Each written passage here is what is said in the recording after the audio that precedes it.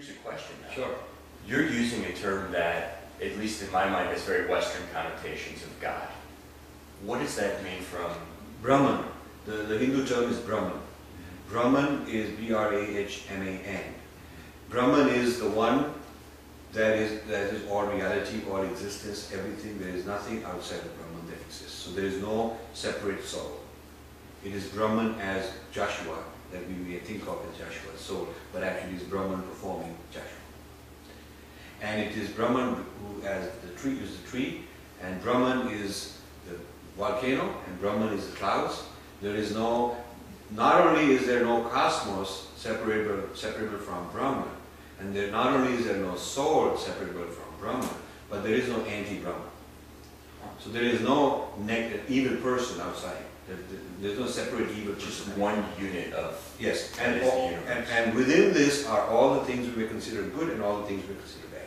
So how does that work though? Why would there necessarily, in this universe, why the existence of evil? It's not necessarily a problem of evil per se, but why does evil exist? Okay, so now you need to introduce another idea of karma.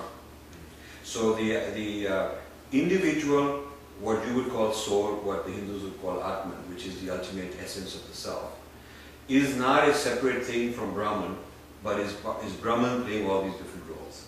Now in the roles, Joshua as X, playing that theater role, has gotten himself into trouble. Not Joshua, but the X role got himself into trouble, as part of the role being played.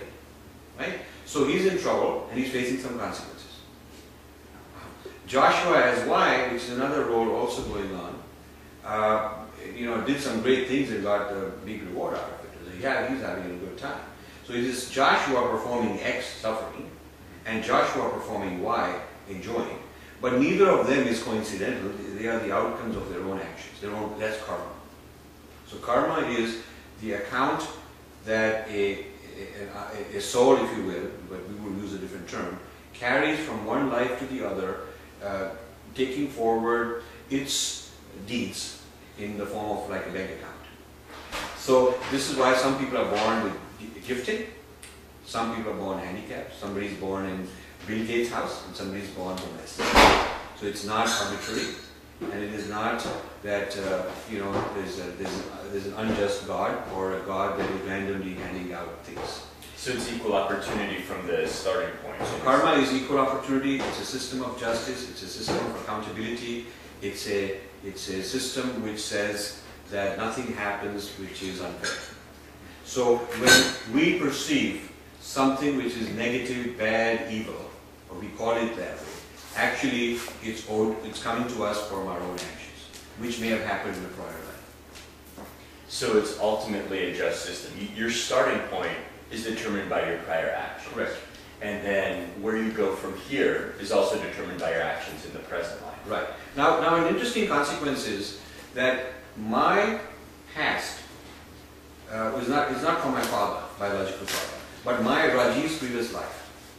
So in my previous life, I may have been a Chinese, I may have been a black person, I may have been a white person, I may have been a Muslim, I may have been a Buddhist, Christian, and I may have been a dog, I may have been all these, and I probably have been all of these.